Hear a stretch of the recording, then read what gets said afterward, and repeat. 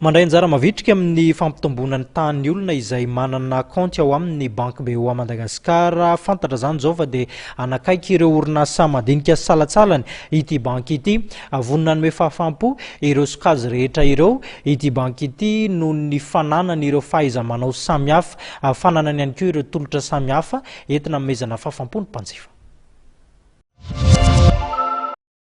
Tanjony banky BOA Madagasikara izay banky lehibe indrindra eto Madagasikara ny anakaiky ny mpanjifa, ny BOA Madagasikara izay antsoina hoe banque universelle noho ny fananany tolotra tandrify ny mpanjifa tsirairay na mpiasam-panjakana na miasa eo amin'ny sehatra tsy miankina.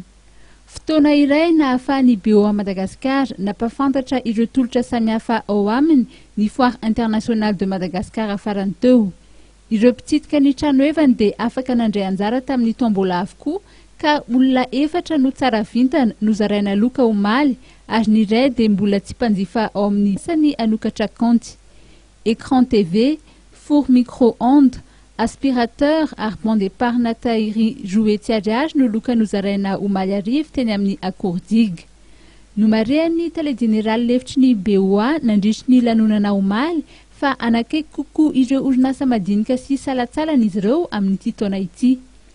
Izay 3 taona farany izay raha ny isan'ny compte nisokatra tao aminy zany dia niala teo amin'ny 230 000 compte teo dia ankehitriny zany efa any amin'ny 650 000 compte ihany.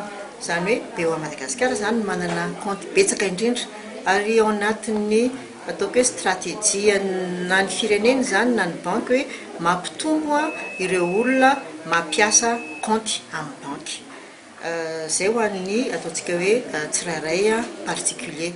Mahay miasa koa ny banque zany BOA amin'ny orinasa vaventy, efatry ny ela izy natao zay ataontsika hoe corporate ary ireo orinasa madinika sy salatsalany.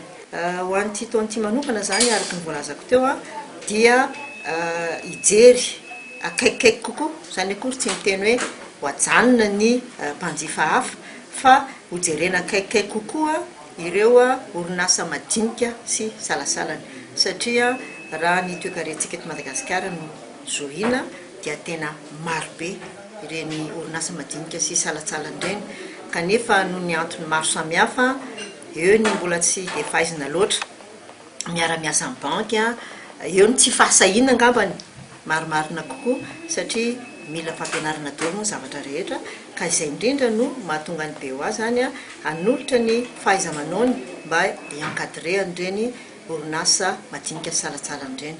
Marihana fa miisa 20 amin'izao ireo masivon'ny BOA Madagasikara manerana nosy ary misy ihany koa ny centre d'affaires natokana ho an'ny orinasa.